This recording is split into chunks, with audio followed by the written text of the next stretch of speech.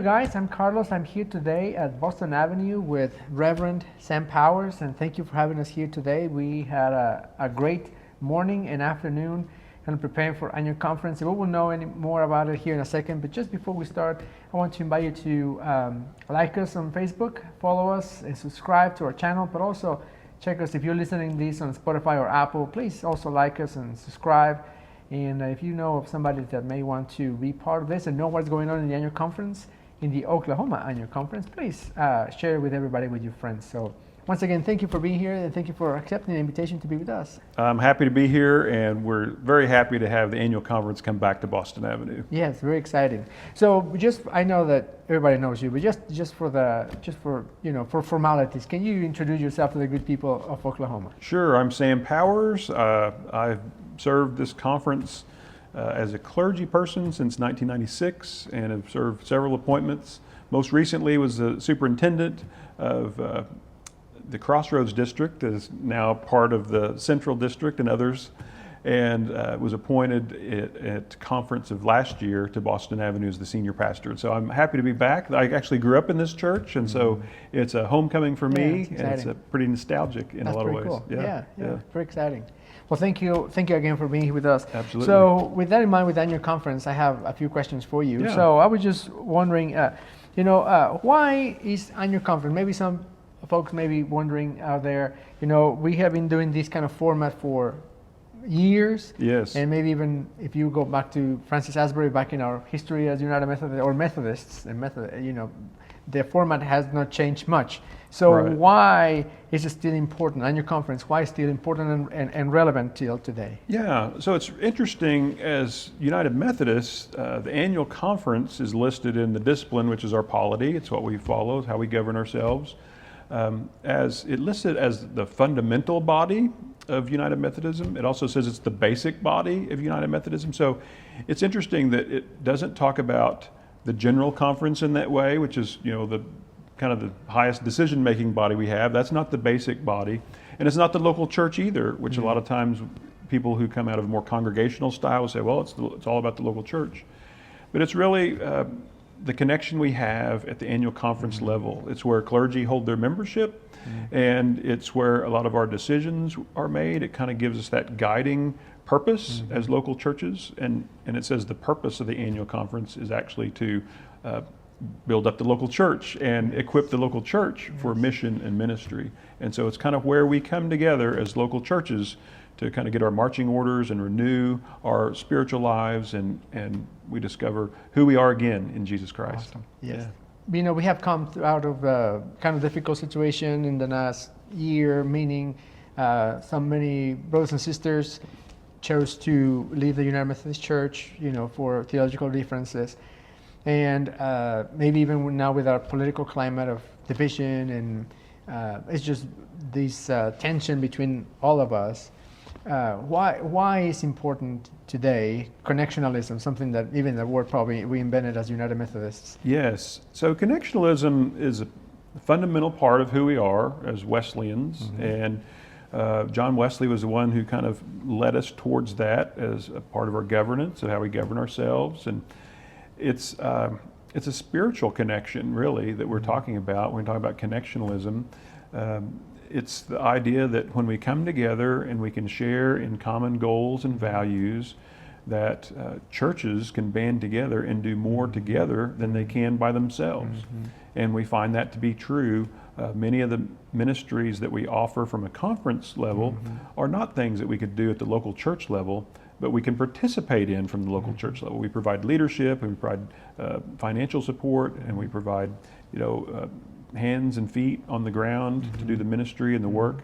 And so those kind of things that we can do together really help us to transform the world. It's interesting, connectionalism, as we think about it, actually, we believe comes from Jesus, who said the greatest commandment is to love the Lord your God with all your heart, soul, mind, and strength, and to love your neighbor as yourself.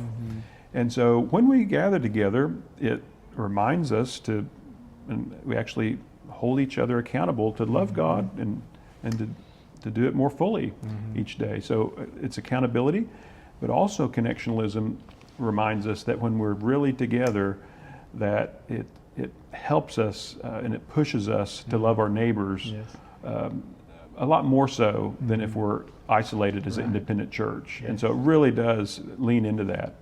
And so I would say connectionalism helps us to fulfill, the greatest commandment by Jesus. That's great. That's awesome. Thank you. Yeah. All right. So you said that you've been serving since 1996. Yes. Or kind of like that song, Party Like 1999. That's right. Yeah. Close a little enough. bit farther back. Yeah, close enough. But you've been part of the connection Yeah. for probably longer, that's a Sure. year Oh, yeah. kind of thing. So what do you enjoy the most at annual conference? Oh, well, I would say it's got to be the relationships. It's wonderful to come to annual conference and see people.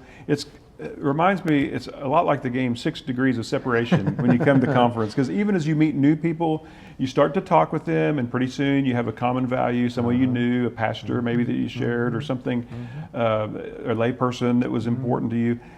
It's amazing how you find the connections. And so people that come even for the first time, can find that they are connected deeper than they thought. And so that's a wonderful kind of thing. It's a synergy that we feel when we come to conference. And so the nostalgia is so important.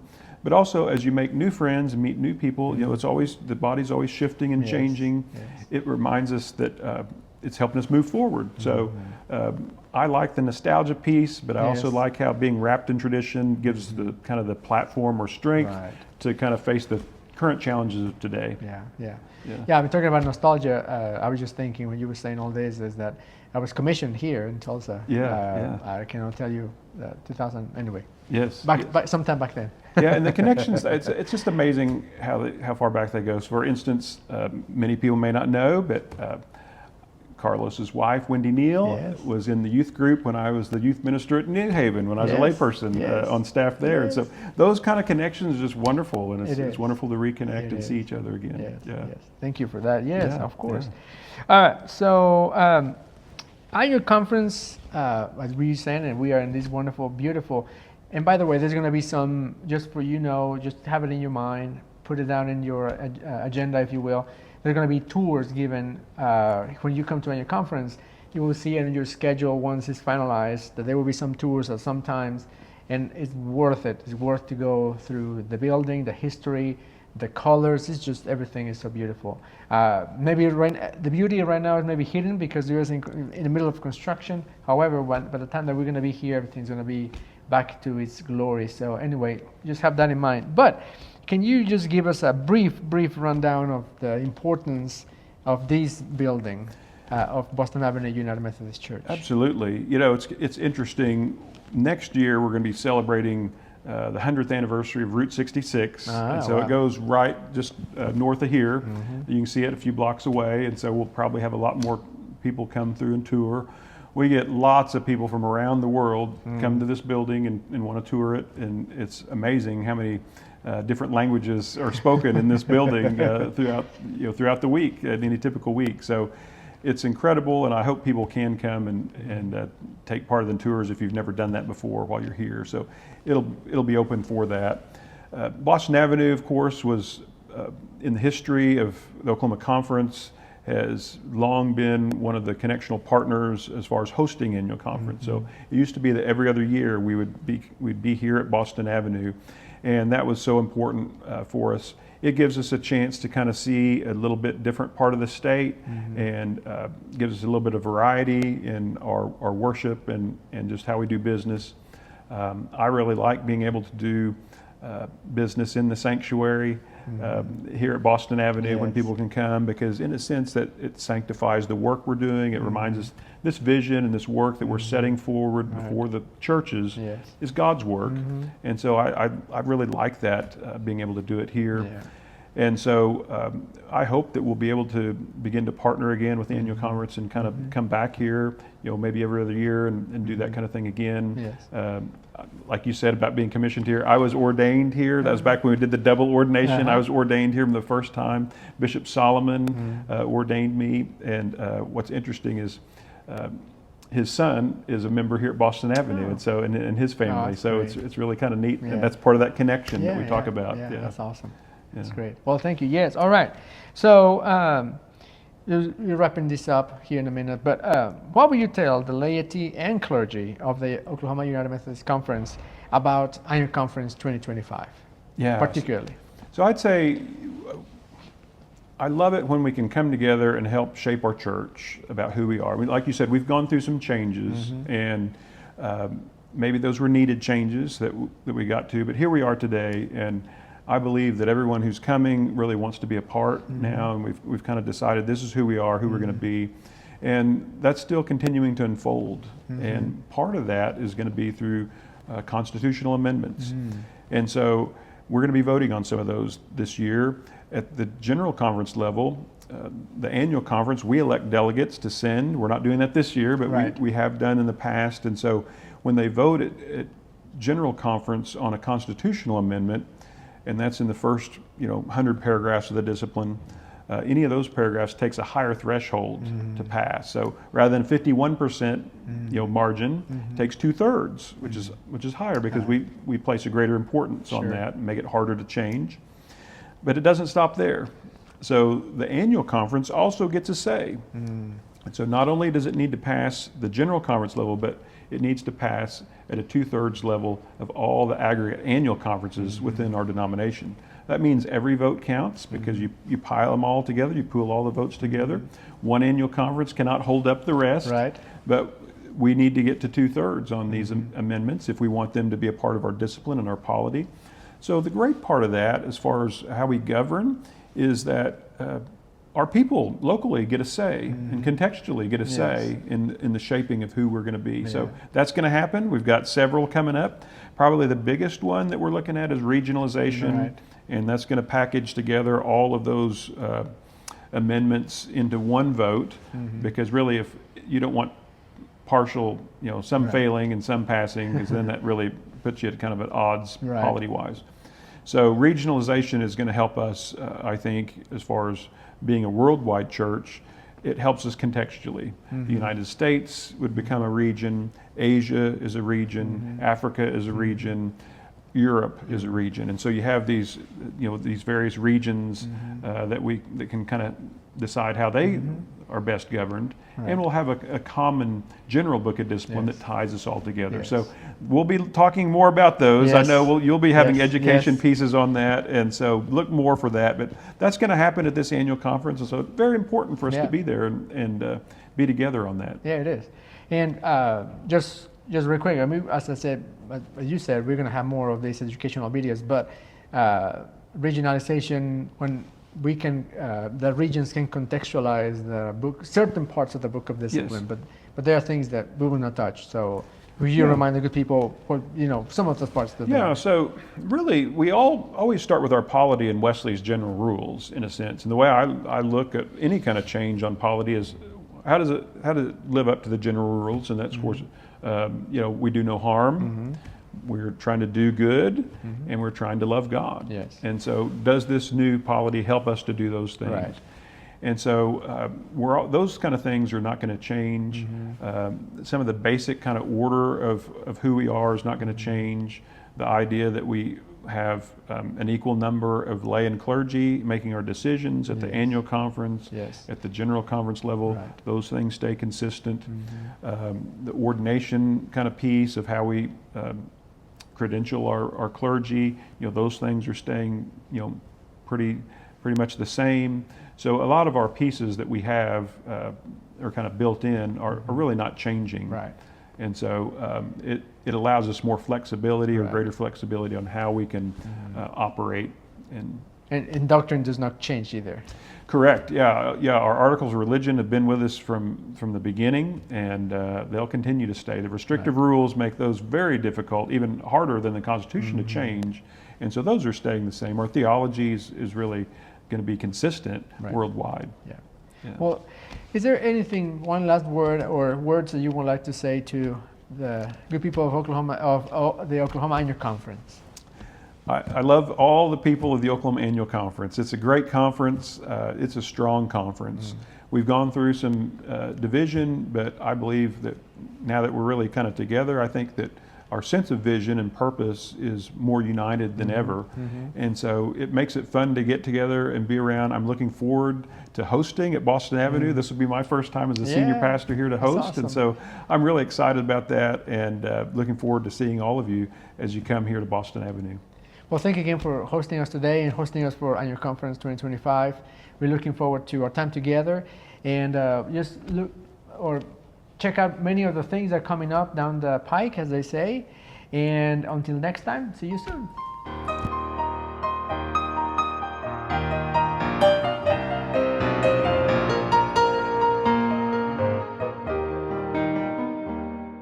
Hello, you guys. I'm Carlos, and I'm here today with my good friend, Reverend Thomas Hoffmann. We're going to get into who he is and the whole thing.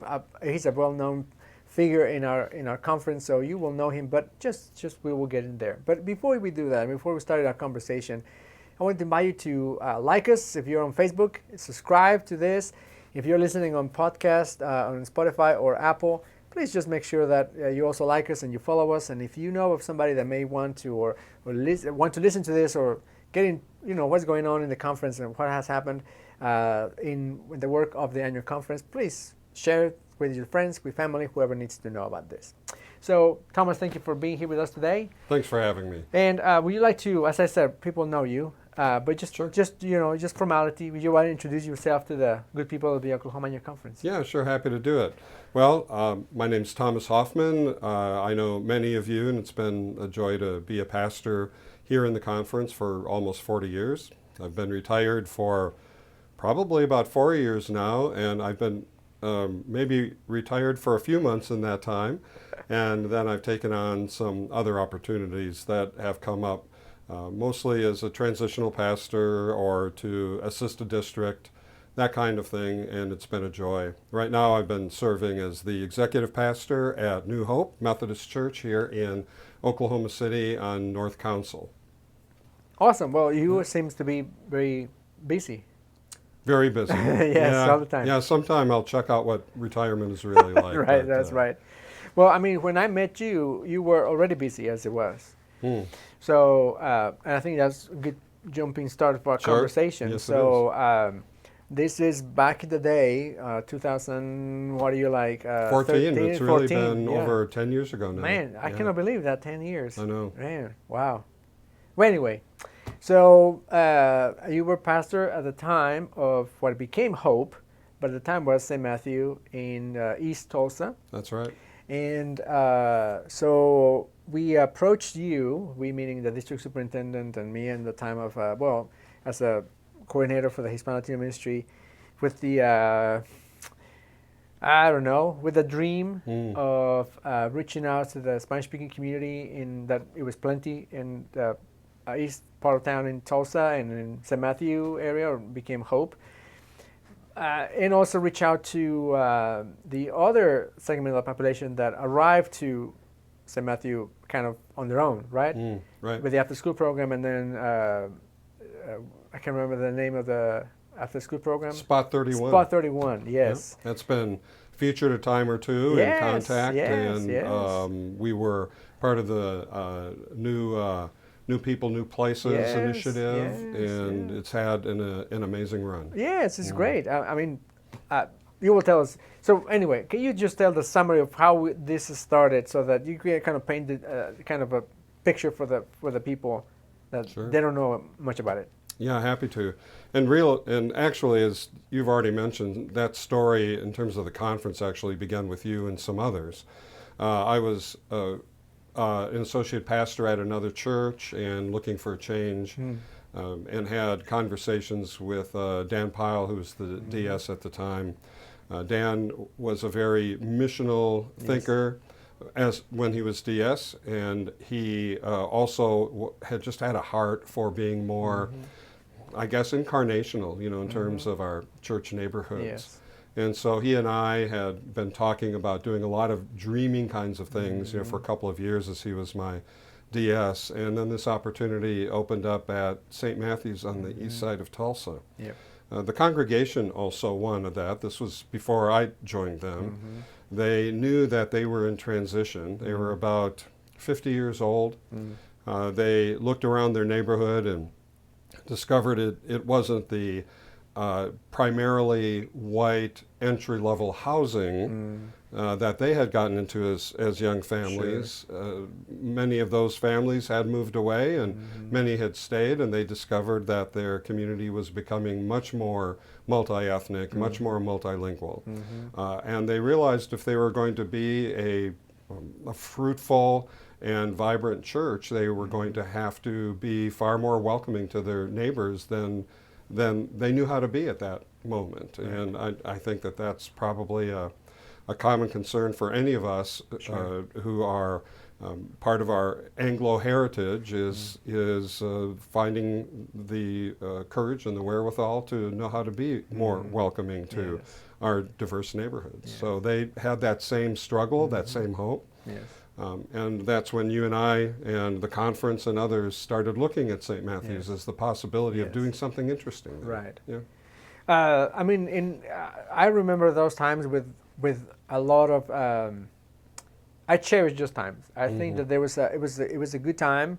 It was a time of just discovering, a times of lab work, if you will. It was a lot of testing and seeing what happened.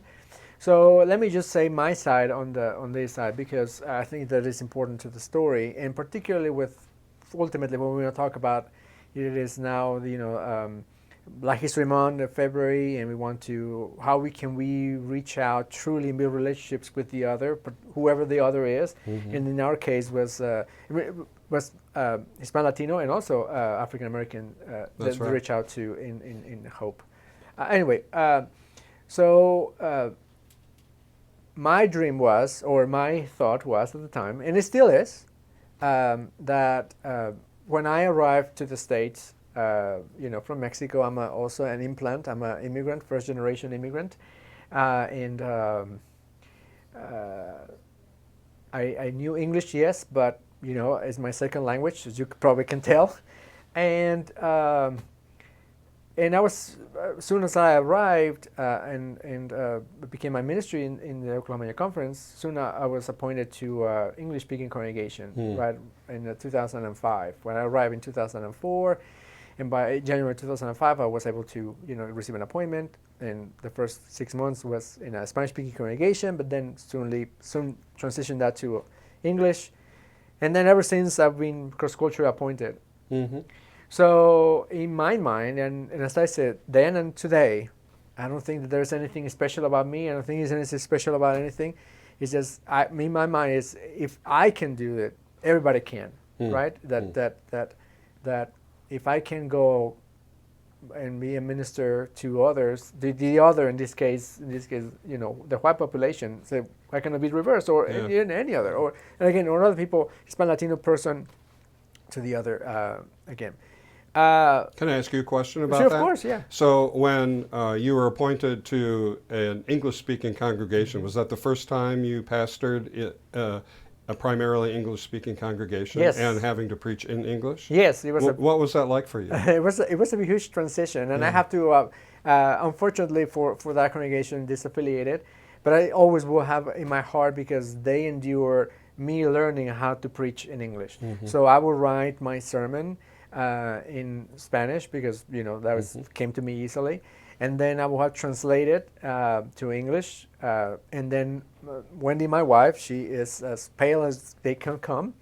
She will look at grammar, just make sure that particularly with and still I battle with those prepositions. Oh, they're so hard translating.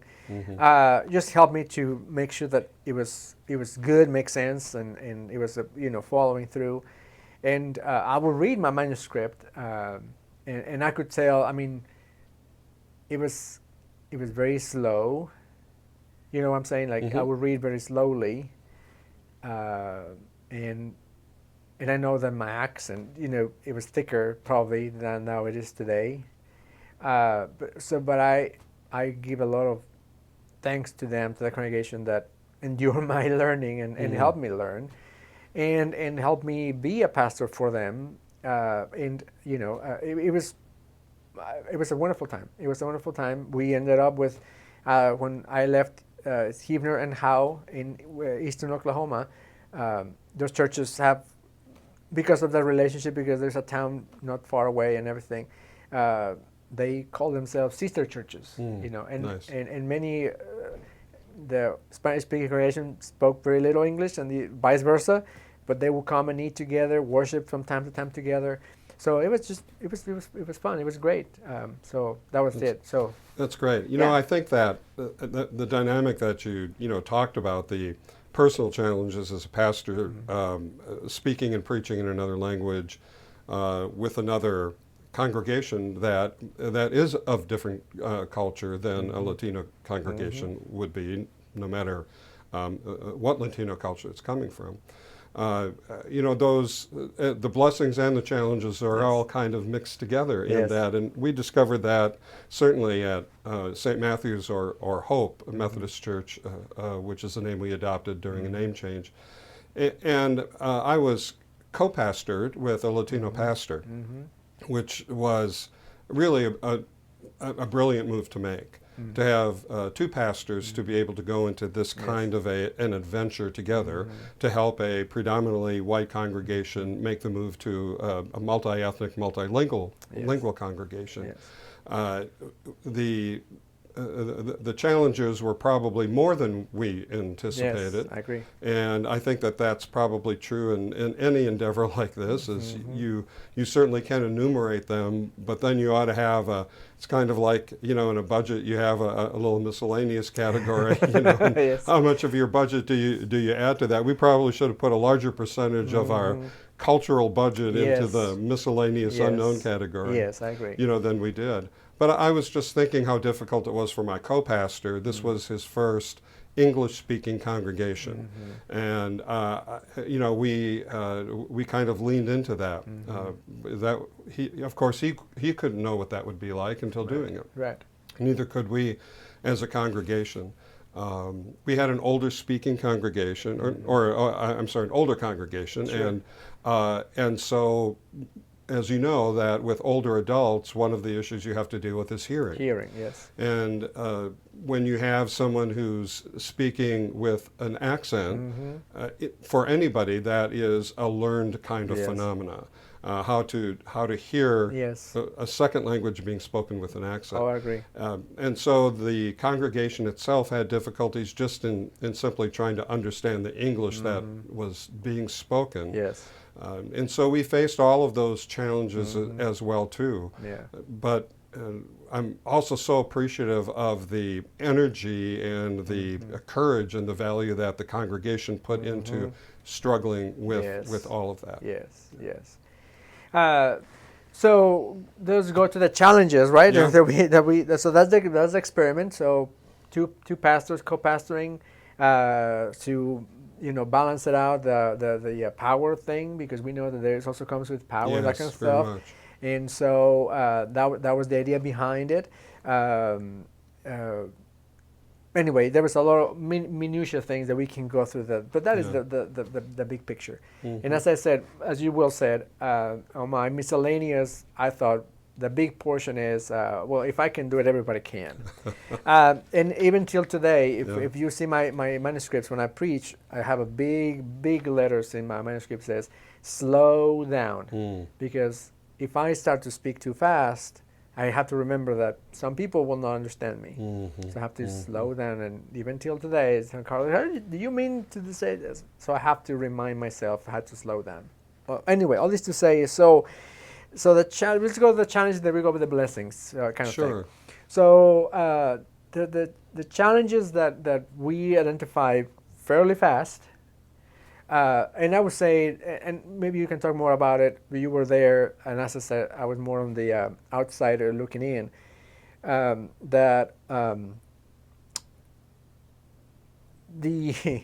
pastor at the time, the Latino pastor, the difficulty maybe, or I don't know if even the word unwillingness or hardness to fully invest oneself in the culture of the other, kind of jump 2 feet into it, that I was very, at all times I saw a resistance. And it was, I think, a detriment ultimately for the ministry? Would you? I don't know. That's what I saw. As I said, that for me was if I can do it, everybody can, and you just. In my case, I just immersed myself in. I just went with the current, and I learned, and I was very curious about it. I did not see it, the culture of the other, as a negative, or as a as a less than, or as a confrontation. I just saw it as a different. Like, okay, you guys do this. I will give you, for instance, in the Spanish-speaking congregation, our worship services go like for a couple of hours. In a English-speaking congregation, a white congregation, if I would do that, I would be kicked out, right? It was just an hour, and that's it. That's all you have, and the sermon will be about 20 minutes tops, and that kind of thing. So I was, as I said, it was for me an adventure. And I don't think our colleague at the time saw it as that. It was more of a resistance. It was more of a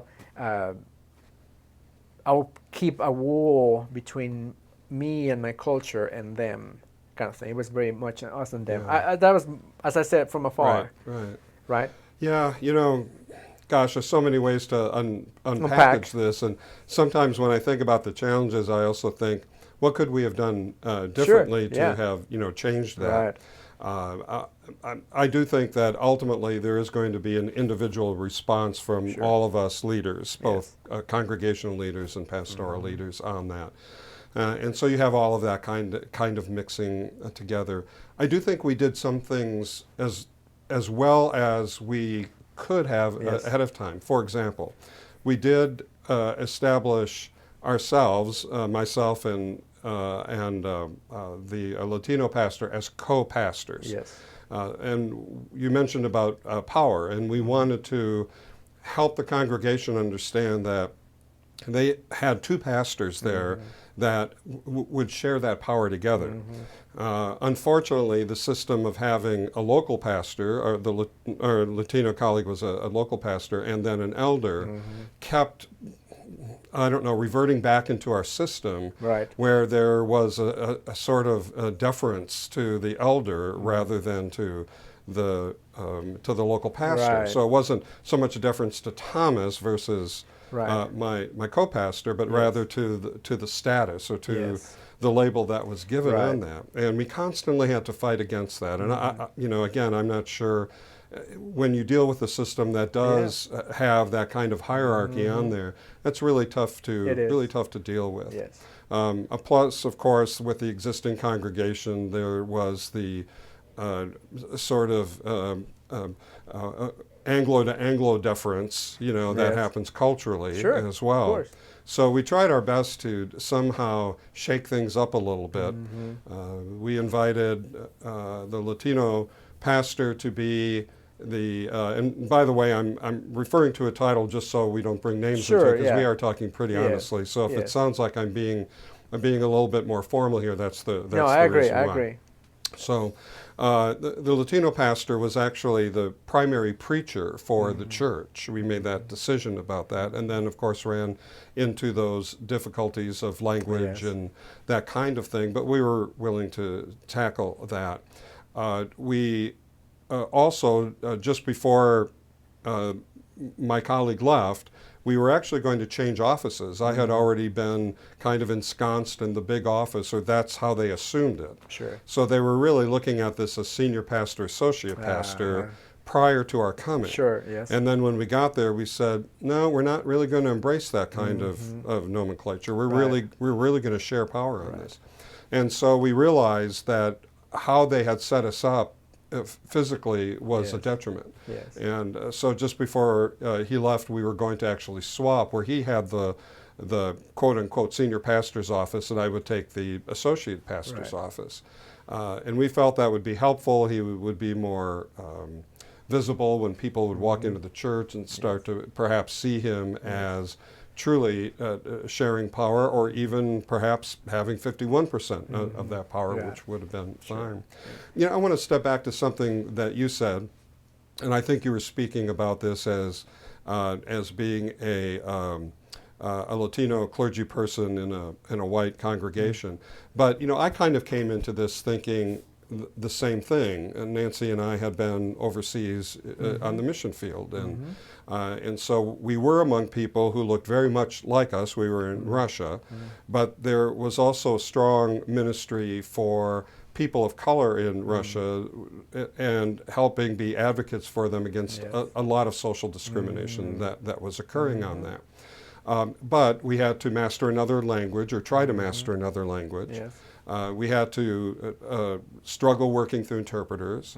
We tried doing it as best on ourselves as well too. I have read manuscripts, with all the pause marks in it as well too. Sometimes not even understanding clearly the words I'm speaking. Right? And yet we found some effectiveness, some goodness that came out of that in spite of us. Right. That's right. And so when this offer was made to me and my Latino colleague, I thought to myself, yes, I've done this before. We can do this. Certainly we can do this here, Yes. Especially if I'm not responsible primarily for the second language, as I was there. And, my assumptions on that probably did not keep me as, I don't know, as aware of the challenges that were coming up, because I kept dismissing them a little bit, thinking that this was going to be easier, than it was. Yes. I almost believe now that every setting we go into, and maybe this is one of our takeaways, that it's not just here's a multicultural endeavor that we can pattern after this multicultural endeavor. And whatever multiculturalism means, if we can even define that, it's going to mean the same thing here. I agree. Right? Yes. And so I'm almost wondering if we have to have a beginner's mind and a beginner's heart coming into all of these things, where we say, everything we've experienced before may be helpful, but at this moment we have no idea if any of it's going to be helpful. I agree. And so all we're dealing with is our good intentions and our goodwill, and let's stand on the shoulders of others that can help us do this well and come at it from a very humble place. I cannot agree more with you. Yes, I agree. I think that one of the, coming back to our theme of Black History Month, and again more on the how can we build relationships and bridge builders. I think that one of the things is I came up of this experience, and I've experienced in general during that period of ministry. It was humility that as you were said it is not because you have done it before, not because you have some techniques or things that you have learned will work the same way, and I think that the humbleness of just saying, well, I don't know. I just don't know. I don't know how it's going to work. And then the other thing is, if you are thinking of, our colleagues are listening to this, thinking, well, I'm really going to do this thing of cross-cultural and reaching out. I think that you have heard what Thomas said. Just put more stock. It's going to be more difficult than you think it is. And I agree with that. It is more difficult because there's a lot of, if ministry it is unknown, and there's a lot of unknowns. I think when you go cross-cultural, would you agree with me? Even there's exponentially more. I don't know if exponentially, but there is more. Yeah, I think really it's probably the hardest kind of ministry that we can do. And I think part of that is because we have to be willing to be changed by God so much in the process in some of the hardest ways possible. And this gets into, and I can only speak about this personally, is my own internal biases that I was not even aware of.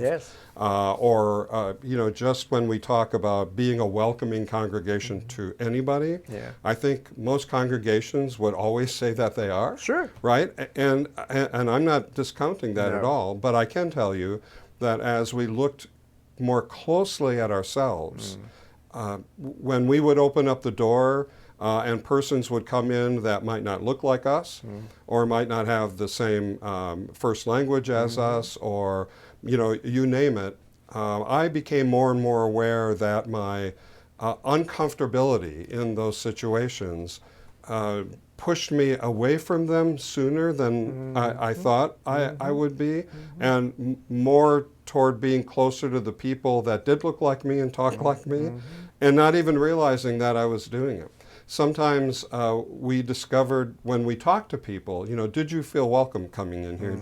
Sometimes they would talk about the smallest issues, like, well, I just found out that it was hard for people to make eye contact with me, those kinds of things. Yep. And we thought, Yep. well, that's an interesting thing to say. But then as I would step back and observe, I realized I was doing the same thing. I was not willing to face as courageously the limitations I had in my own life about my judgments and my expectations. And so this was, of course, being picked up by persons of color who have experienced this so much in their lives. And really, as a white person in a predominantly white culture, I have not experienced that much in my life, if really at all.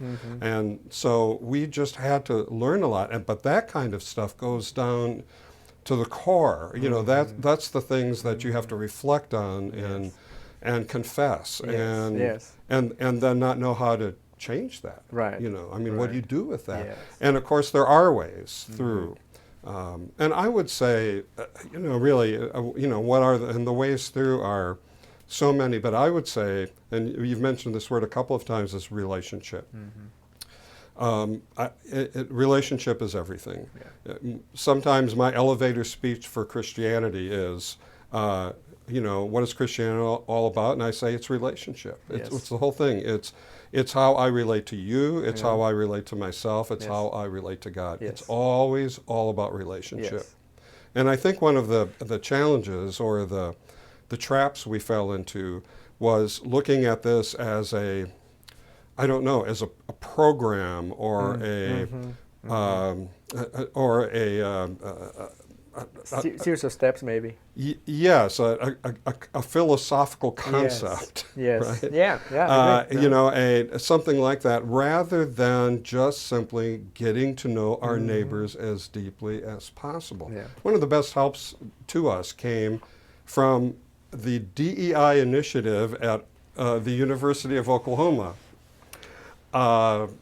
After the University of Oklahoma experienced some very racially contexted songs from some of the fraternities, they brought in a strong DEI emphasis. And there was something that was put on by the conference. And our church leadership had a chance to speak to one of their DEI persons. And he really challenged us. He said, this whole idea about multiculturalism and all these things, these words you keep throwing out, it's kind of like, if you're welcoming me into your congregation, I'm your project, right? So now you've got a multicultural congregation because you have a black man sitting in it, right? And they said, who wants to be a project? Nobody wants to be a project, right? They just want to know, do you love me? Do you care about me? Can we live this life together well? And we realized how much we had started doing that. And so we started scrapping a lot of these terms like multiculturalism, multi-ethnicity. I mean, there might be times when we would have to consider that, but we started saying, who are our neighbors? That's what we actually came back to. And who our neighbors was that a third of them spoke Spanish. And so if we just wanted to be neighborly to our neighbors, wouldn't it be nice to be able to say a few words in Spanish? So earlier when I said how nice it was not to have to be primarily responsible for the second language, well, that was untrue. That was not true at all. I needed to be as much responsible for knowing the language of my neighbor because I'm a Christian. I needed to be as responsible as knowing the language of my neighbor as my co-pastor did for having to be responsible for preaching in English. I mean, that burden of responsibility was on us as Christians, not as pastors, not as a multicultural I agree. church. Yeah.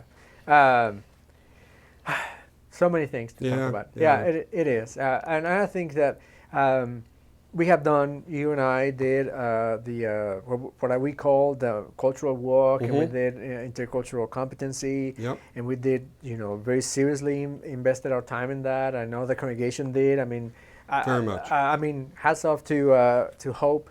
They did we did all the best we could Mm-hmm. with the resources that we knew, and all I'm saying is I think that there many blessings came upon that. Mm-hmm. I agree. And one of those is Spot 31. Oh my gosh. Yeah. So if you, I don't know. I mean, I know that's been featured, but just if you want to give a rundown of what it is. Yeah, well, as we talked about, Spot 31 was this amazing children's program that emerged. It started off by a couple of teenagers or preteens that were walking the neighborhood because they were latchkey children and they couldn't go home yet, and the church doors happened to be open, and they had a Wednesday evening supper and worship service, and the kids were a little hungry and they smelled the food, and in they came. And they stayed, and the congregation was nice to them and welcoming to them and gave them the food. And next week they brought 2 friends with them, and then suddenly we had 75 kids, hanging out at the church. That's awesome. Without doing anything, really, except not having worship services on Wednesday anymore. Then we started having programs for children. Mm-hmm. So the church just immediately said, God is telling us something. We need to go this direction. Then when we started this effort about being more aware of our neighbors, that's when we were able to start moving what we called Spot 31. And we were on 31st Street, so this was the spot that kids went to hang out on 31st Street. Right. That's why we called Spot 31. When we started the program with, or the ministry with the co-pastor and reaching out, especially to the Latino community, that's when we also started being invited into the schools, because the schools, the majority of the children at the schools were from Latino backgrounds or speaking Spanish of some kind. Yeah. And so then Spot 31 became an after-school program, both at the church but also in the schools themselves. Yeah, great.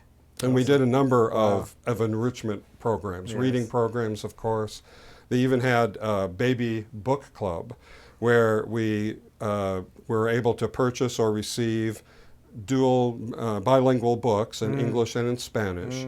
And while the elementary age children were in the classrooms, when the mothers would come to pick them up, we invited them to come an hour early with their babies. And then we would sit with them in the school while they were waiting for the kids to finish, and we would read the book in one or both of the languages to the children, so that the mothers could hear it as well too, especially if they were learning English at the same time.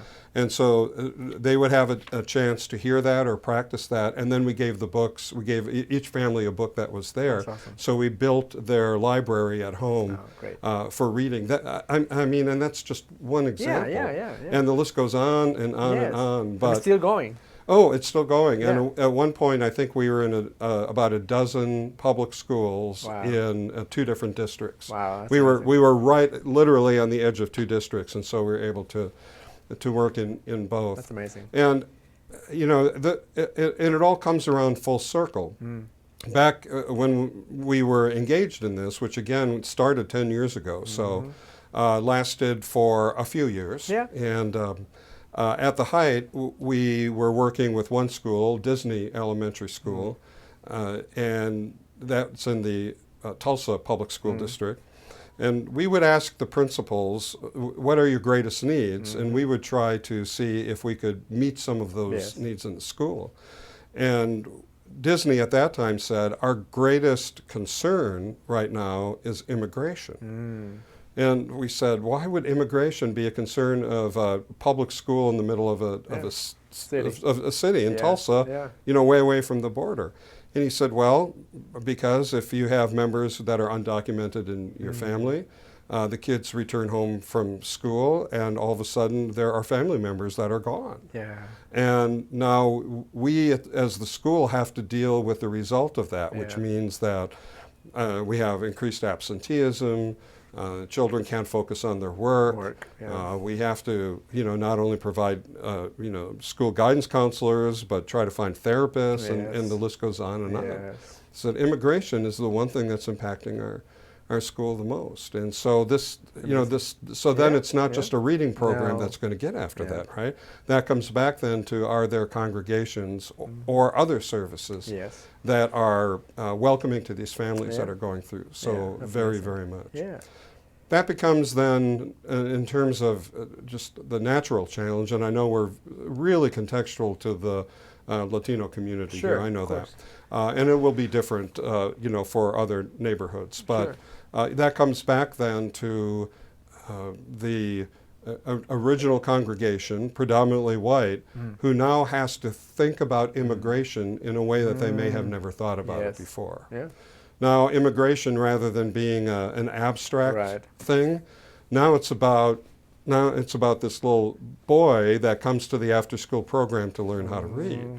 That's about his family. That's directly impacted. It is. Yes. Changes everything. It changes everything. Yeah, I've been in those situations as well, where the congregation, it is, as you said, not an abstract or a political rhetoric or anything. It is actually the life of, of Joel or Lucy or whatever the name of the kid is, and you say, oh, I know that person, and it is just changes everything. It changes everything. It does. I think one of Spot 31 is certainly the crown, I think, of the work we probably did, and I would say that for any community, when you're crossing cultures, whatever that means, that working with children and their families is such a great way to begin. It is. And a great way to end. It has so many threads that and opens up so many doors. Yes, I always say that children are non-threatening. Most of them speak English. Exactly. And what way to impact their lives when they're a child. That's right. I would say one of the other successes, and really COVID was the culprit of this, not anything else, in order to kind of curtail it, is ESL programs. Oh, yeah, sure, yeah. There are so many who, and I would say this would be true for any of us going into another country as well, too. Our desire and our need to learn the language, and learning the language is so helpful. Yes. And so we have so many in our communities that really do want to improve their English if they're living here. And ESL can be amazing. Yes, we partnered with the Union School District primarily. They offered their ESL teachers free of cost, awesome. And we offered the space. The key for us being a site, and we had 4 classes going on any given night. Of all adults, but the key for that, the reason we were successful was we offered daycare for free. Most of the ESL classes that adults could go to did not offer daycare, and therefore it prevented them from attending. Agreed. Yeah. And so when we kind of discovered that fact, we said, we do kids pretty well, so that's our thing. You bring your kids, and we got that covered, and at no cost, to the teachers, and we just packed it out. Yeah. So again, I think this is where relationships and listening to the people that you're serving rather than assuming what they need, which again is a very Anglo kind of thing to do. Is we want to fix it, right? Yeah, that's right. So we Anglo-splain things to just about everybody, and if you just listen to the people that you're trying to get in relationship with, I think you will learn so much. So to wrap it up, I think that they get, all who are listening and who have been seeing, they get, kind of they get the picture. So to wrap it up, what do you think, if there is any congregation out there who says, I want to get into this venture of going cross-culture, as you say, whatever culture that may be, whatever it is. In your case was Hispano-Latino, however, Spot 31 was African-American kids primarily. But anyway, of all cultures, or the culture that is in my neighborhood, the immediate neighborhood that it is I'm going to another culture. What would you say? Well, how would you advise for them to prepare, if anything, to get that in their toolbox to get ready for? Well, you said prepare. I think we can talk about this on a couple of levels. Individually, as a pastor, as a leader. There are ways to increase your cultural competence. There are a number of intakes you can do to sort of rate your cultural competency level, just like you could, other kinds of intakes. And many of those are very, very good. And I think that once you sort of know where your base level is, that those those tools can say, okay, now here are your next steps for increasing your cultural competence. And so that would be the first step. Yes. And that takes time. It And does I take would time. say, back up your start date, and let's assume you're doing something like this, and work on yourself and your leaders first Yes. to be able to build Yes. that. And that's going to take a while. Yeah. Don't rush into this Right, at all. right. But you will just be a better person anyways in this life by doing that. So I would say, work on yourself and your leadership first Yes. to change your cultural competency. And the other, and then another thing to prepare is spend that same amount of time in just listening to your neighbors and your community and building relationships Yes. and getting to know them, and go in with a beginner's mind where Yes. all you're doing is that you mentioned curiosity. Just go in there with curiosity. Prayer walk your neighborhood is another thing. You can get your congregation where all you're doing is you're just Yes. walking the streets of your neighborhood, Yes. and as you go by a home, you just offer a silent prayer for them. And when they're out on the front porch, you greet them and you just say, hey, this is our neighborhood, and we were just taking a walk and praying for you guys, and and all that, and you just become that kind of friend to the neighborhood of where your church is located. Now, I know that not all churches are neighborhood churches, Sure. but if you are a neighborhood church, Yeah. that is certainly the way to do it. Yes. Yes. And then I think, as we mentioned before, there are no cookie cutter ways Nope, of doing this. So I would say, take that year before you even begin to do this, and just deepen your own walk with Jesus, Yes. strengthen your cultural competency, Yes. know your neighbors much better, find out where the kids hang out. The list really goes on. And really, I guess we could just be talking about just being good leaders of any church without even talking about Right. Right. crossing, Yes. crossing cultures, couldn't we? Yeah. You No, know, I know. that would just be just being your good basic church, right? Yeah, and I would say, the next one would be expand your. For me, it is expand your pool of partners, your schools, Absolutely. community centers, other agencies that they're doing something. Yeah, It is good. I experienced that when I was a pastor in Putnam City, that through expanding our pool of partners, we even were able to be part of the Putnam City Foundation. That they help. We were many leaders of some faith leaders, but also non-profits and bank and for-profit banks and things, and they will ask, well, this is the needs of every single school, and then if you can help and somehow pitch in, and so we were able to be in parent-teacher conferences and many things there that we were involved in the community, and again, in our case, was also Spanish-speaking and English-speaking. So anyway, that helped. But you're right. I mean, doesn't matter if you're cross-cultural or not, but it helps though. Right. This will just make you a better pastor Better pastor, and yes. better Christian. Yeah, it does. It does. Doing It that. does. It does. You mentioned a couple of things. One is the schools. Many of the schools, I can speak better for the Tulsa area districts than here, but they had community representatives that were full-time in the school, and those were our links always, and they loved having churches that would partner with them. So you always have great friends in these these community development kinds of persons on there. But you mentioned partnerships. So this is where I guess I would say, and of course, being retired, I can say anything I want to, now these days, right? But this would go from preaching to meddling in terms of talking to the conference or the denomination. This idea of just sending a single pastor to a church, I honestly think if there's an intentionality about doing something so adventurous as a cross-cultural work on that, is that I just think it's crazy to do that by yourself.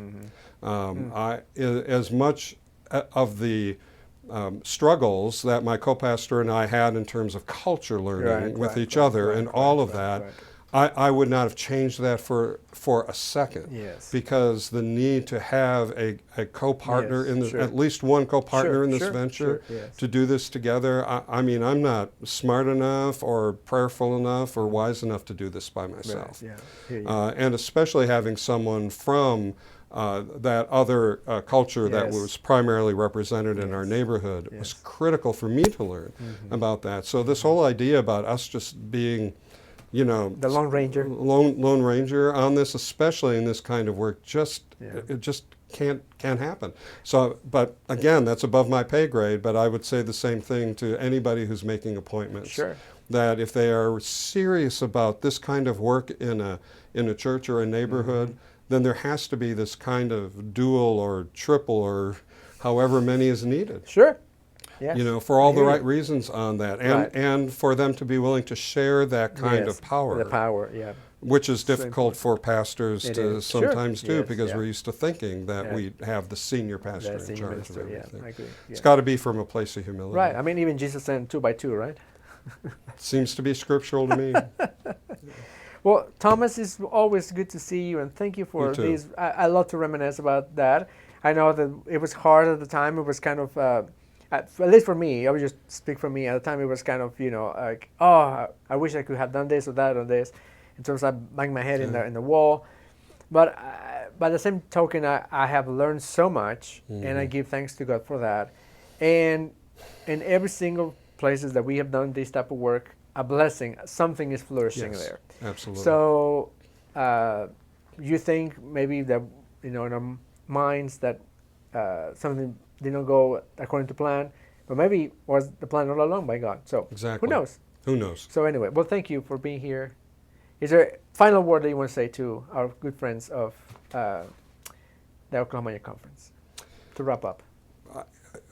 This whole venture has allowed me to see that really, you know, Jesus is one who crossed cultures to come and share the gospel, and of course, it means everything to the world on this. And so, I think there's no greater possibility, no greater opportunity than to engage in intentional cross-cultural ministry. So, if this is where your heart is at, then may God's blessings be with you, because God is calling you into something that is the most amazing adventure that you will ever experience. Enough said. Thank you. And Thank you, Carlos. we'll see you soon. Bye.